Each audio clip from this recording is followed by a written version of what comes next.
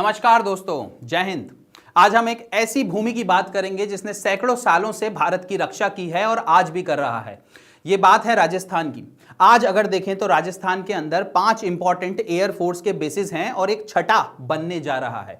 ये जो छठा बेस है जो बनने जा रहा है, इसका नाम है सादुल शहर एयरबेस और ये श्री गंगानगर डिस्ट्रिक्ट में बन रहा है।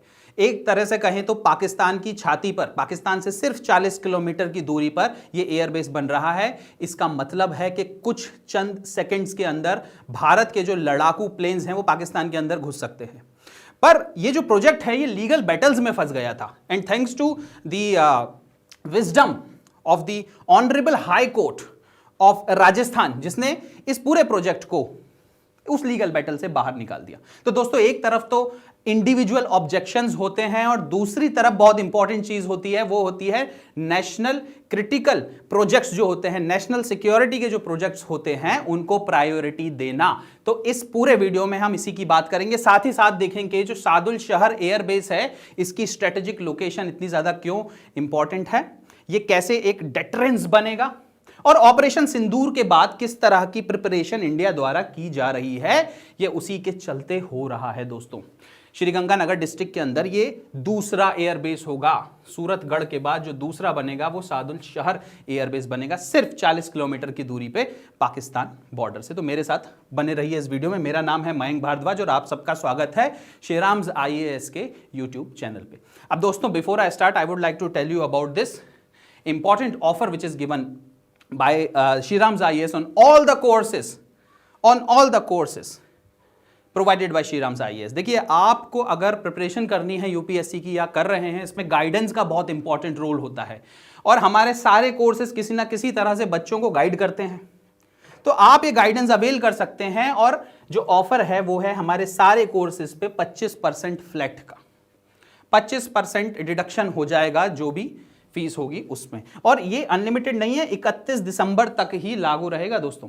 तो please come forward, avail for this course. तो वापस आते हैं हमारे एयरबेस के ऊपर। अब ये जो है ये न्यूज में क्यों था? देखिए, अगर आपको एयरबेस बनाना है तो कुछ ना कुछ लैंड एक्विजिशन करना पड़ेगा, तो लैंड एक्विजिशन हुआ। अब लैंड या तो प्राइवेट होता है या पब्लिक होता है। तो दोस्तों, इस केस में क्या है, कुछ प्राइवेट लैंड है और कुछ पब्लिक लैंड है। पब्लिक लैंड तो गवर्नमेंट का ही लैंड है, बट प्राइवेट लैंड मतलब कुछ लैंड ओनर्स हैं, कुछ फार्मर्स हैं जिनके पास वो लैंड है, तो वहां से एक्विजिशन करना पड़ेगी। और करीब 130 हेक्टेयर का जो लैंड था वो प्राइवेटली अक्वायर किया गया गवर्नमेंट द्वारा। बाकी जो 2.47 हेक्टेयर है ये पब्लिक लैंड था। ठीक है, सो ये टोटल अगर इन दोनों को जोड़ दिया जाए तो इस टोटल लैंड के अंदर हमारा एयरबेस बनने वाला है। बट इसमें कुछ लीगल बैटल्स आ गए। क्या हो गए? 59 फार्मर्स और लैंड ओनर्स जो थे वो रिट पिटीशन दायर करते हैं हाई कोर्ट के अंदर और बोलते हैं कि कुछ प्रोसेस है जो फॉलो नहीं हुई है। किस तरह की प्रोसेसेस? ड्यू प्रोसेस फॉलो नहीं हुई है, जैसे पब्लिक हियरिंग नहीं की गई, सोशल इंपैक्ट असेसमेंट नहीं किया गया, रिहेबिलिटेशन एंड रीसेटलमेंट प्लानिंग नहीं की गई और एडिक्वेट कंपनसेशन भी नहीं दिया गया। और ये सब क्यों किया गया? क्योंकि एक एयरबेस बन रहा है, new Indian airforce base to be developed as a forward composite aviation base, forward composite aviation base at Sadul Shahar. दोस्तों, कोर्ट ने कुछ रिस्पांस दिया है और कोर्ट का रिस्पांस समझना बहुत ज्यादा जरूरी है। कोर्ट का जो विजडम है उसको समझना यहां पर बहुत ज्यादा जरूरी है। देखिए, कोर्ट ने क्या कहा। Courts findings on due process. Court ने कहा कि भैया, कोई भी किस्म की ड्यू प्रोसेस जो है उसको प्रॉपरली फॉलो किया गया है। कोर्ट ने जब पूरे मामले का संज्ञान लिया और डीप में जाकर देखा तो कोई भी ऐसी प्रोसेस नहीं थी जिसको फॉलो नहीं किया गया, और कोर्ट ने एक एक कर बता दिया। कोर्ट ने बोल दिया कि भैया स्टैट्यूटरी नोटिस भी दिए गए हैं, अपॉर्चुनिटी ऑफ हियरिंग भी दी गई है। मतलब जो भी 59 फार्मर्स हैं, लैंड ओनर्स हैं जिनके लैंड को लिया जा रहा है, उनको हियरिंग अपॉर्चुनिटी भी दी गई है। साथ ही साथ लैंड सर्वे भी हुआ है प्रॉपरली, एक्सपर्ट का असेसमेंट भी हुआ है और रिहेबिलिटेशन रीसेटलमेंट मेजर्स भी लिए गए हैं। ड्यू प्रोसेस पूरी तरह से फॉलो हुआ है। साथ ही साथ में दोस्तों, कोर्ट का जो रिस्पांस था वो क्या था, ये बहुत इंपॉर्टेंट है आपके लिए समझना। इस बात पर ओपिनियन बनाना बहुत ज्यादा जरूरी है। देखिए, कोर्ट क्या कह रहा है। Petition was dismissed as a misconceived attempt to derail a nationally important defence project. Nationally important defence project दोस्तों, ऑपरेशन सिंदूर हुआ था पहलगाम अटैक के बाद। हमारा रिस्पॉन्स था पाकिस्तान के लिए। पाकिस्तान कुछ भी हरकत अगर फ्यूचर में करता है तो हमारी तरफ से और तगड़ा रिस्पॉन्स आने वाला है। जो कुछ भी आपने ऑपरेशन सिंदूर में देखा, हो सकता है इसका 10 गुना अब हो जाए, और उसके लिए प्रिपेयर्डनेस करना तो बहुत ज़्यादा ज़रूरी है। प्रिपेयर्डनेस के लिए एयरफोर्स के बेसिस होना भी ज़रूरी है। तो आप एज एन इंडियन किस चीज़ को इंपॉर्टेंस देंगे? आप नेशनल डिफेंस प्रोजेक्ट्स को इंपॉर्टेंस देंगे, या फिर ऑन द अदर हैंड आप इंडिविजुअल ऑब्जेक्शंस को इंपॉर्टेंस देंगे? हाई कोर्ट ने यहां पर दिखा दिया है कि इंपॉर्टेंस दी जाएगी नेशनली इंपॉर्टेंट डिफेंस प्रोजेक्ट्स को। I hope you are getting this. Objection was raised on a hyper technical issue. देखिए, जो हाइपर टेक्निकल इशू के ऊपर ऑब्जेक्शंस आते हैं, ये बहुत ही अलग और अजीब प्रकार के होते हैं। अभी जैसे रिसेंट में पॉक्सो का केस आया था और बोला गया कि पॉक्सो केस के अंदर अगर देखा जाए तो एक एमएलए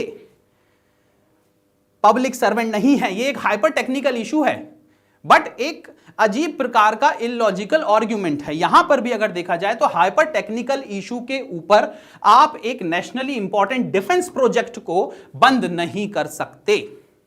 जब आपको पता है कि देश की सुरक्षा ताक पर है, उस समय आप इंडिविजुअल ऑब्जेक्शन के साथ नहीं आ सकते कि हमारा लैंड था, उसमें प्रॉपर असेसमेंट नहीं हुआ, कंपनसेशन नहीं मिला एंड थिंग्स लाइक दैट। और गवर्नमेंट इन चीजों में आजकल बहुत अच्छे से कंपनसेशन भी देती है। तो हाइपर टेक्निकल इशू के बेसिस पर इस पिटीशन को नहीं लिया जा सकता, खारिज कर दी गई है वो पिटीशन। आगे क्या हुआ है? Court has held that in the matters of the national security larger public interest must prevail over individual objection. Larger public interest. अरे भैया, क्या करोगे उस लैंड का अगर पाकिस्तानी उसमें घुस गए तो? आपको बात समझ में आई? उस लैंड को बचाने के लिए एयरफोर्स को वहां बिठाना पड़ेगा, आर्मी को वहां बिठाना पड़ेगा, बीएसएफ को वहां खड़ा करना पड़ेगा। और उसके लिए अगर आपसे कुछ लैंड लिया जा रहा है तो ये हमारी पुरखों की जमीन है कहकर उस लैंड को बचाए रखना ये ठीक बात नहीं है, क्योंकि वो लैंड नहीं रह पाएगा अगर वहां हमारी सिक्योरिटी फोर्सेस नहीं रही तो ये जजमेंट बहुत अच्छा है, सराहनीय है और बात करने लायक। Strategic importance of the project. अब आप प्रोजेक्ट के बारे में समझने की कोशिश करिए। जो पहले मैप में मैंने आपको दिखाया था, यहां पर कितना पास है, ये इस तरफ पाकिस्तान है, ये राजस्थान है, ठीक है, ये श्रीगंगानगर है, और यहां से यूं सिर्फ 40 किलोमीटर, ठीक है। तो देखिए इसका जो स्ट्रेटेजिक इंपॉर्टेंस है वो क्या है? It strengthens the military infrastructure along Rajasthan western frontier. साथ ही साथ comes in the aftermath of operation Sindoor. जैसा कि मैंने पहले भी बोला, ऑपरेशन सिंदूर के बाद बहुत सारे ऐसे प्रोजेक्ट्स हैं जिस पर काम कर रही है गवर्नमेंट। पाकिस्तान की तरफ से किसी भी प्रकार की हरकत होती है, टेररिस्ट एक्टिविटी को भी अब द एक्ट ऑफ वॉर मान लिया गया है। कोई भी हरकत होती है सामने से तो उसका बहुत स्विफ्ट और बहुत करारा जवाब दिया जाएगा। उसके लिए प्रिपेयर्डनेस तो जरूरी है भाइयों। It enhances faster response time. हरकत हुई नहीं कि हमारे प्लेन्स पहुंच गए। दूसरी इंपॉर्टेंट चीज, डीपर ऑपरेशनल रीच। अब 40 किलोमीटर की दूरी पर है पाकिस्तान से, तो उसके बॉर्डर के पास पहुंच के आप सोचिए कितने अंदर तक मार कर सकते हैं।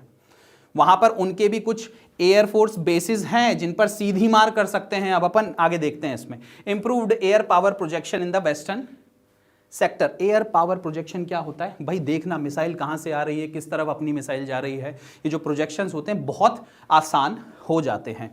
देखिए पाकिस्तान के कुछ एयर बेसिस हैं जैसे जकोबाबाद, भोलारी, रहीम यार खान एयरबेस, ये हमारी प्रॉक्सिमिटी में है और अब हमारे लिए ये बहुत आसान टारगेट बन जाएंगे क्योंकि इंडिया का एयरबेस वहां पर है। अब तो बात सिद्ध हो गई है, नूर खान एयरबेस को भी इंडिया ने फोड़ा था। पहले पाकिस्तान उस बात को एक्सेप्ट नहीं कर रहा था, अब उनके डेप्यूटी पीएम ने उसको एक्सेप्ट भी कर लिया है। ठीक है दोस्तों, तो किसी दिन पाकिस्तान ने अगर हरकत की तो जकोबाबाद, भोलारी, रहीम यार खान ये भी बहुत आसानी से टारगेट किए जा सकते हैं। आगे बढ़ते हैं। Enables rapid strike and surveillance capability. भाई देखो, सामने से भी कुछ आता है, अगर मिसाइल आई, प्लेन आया, तो सर्विलियंस भी तो बहुत जरूरी है। ऐसा नहीं है ना कि वो आए हमारे इधर आके राउंड मार के निकल के चले जाएं, ऐसा नहीं है। We have to strike whatever comes inside our border.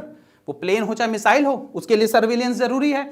Surveillance capacity यहां पर बढ़ रही है, साथ ही साथ रैपिड स्ट्राइक कैपेसिटी बढ़ रही है इंडिया की।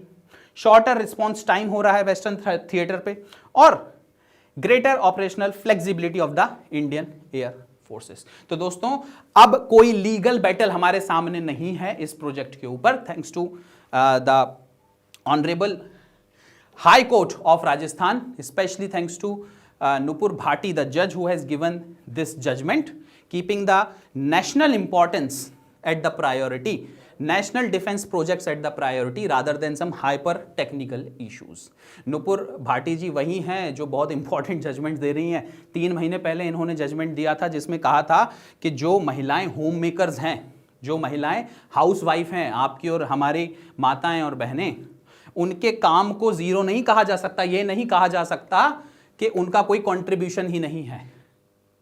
अगर किसी भी प्रकार से किसी दूसरे व्यक्ति के नेग्लिजेंस की वजह से उनकी मृत्यु हो जाए, किसी रोड एक्सीडेंट या किसी अलग वजह से, तो जो कंपनसेशन मिलेगा उसमें यह नहीं कहा जा सकता कि ये तो कुछ काम ही नहीं करती थी तो कंपनसेशन कम दिया जाएगा। ऐसा नहीं है दोस्तों। तो नुपुर भाटी जी ने बहुत इंपॉर्टेंट जजमेंट दिए और उसमें से ये एक और है। तो महिलाएं देखिए कैसे बढ़कर आगे आ रही हैं और बहुत सारे लोगों के लिए एक बहुत इंपॉर्टेंट सबूत बन रही हैं कि भाई हमको भी ऐसा करना है। तो दोस्तों इसी बात पे मैं विराम लूंगा। Thank you very much. Have a nice day and जय हिंद।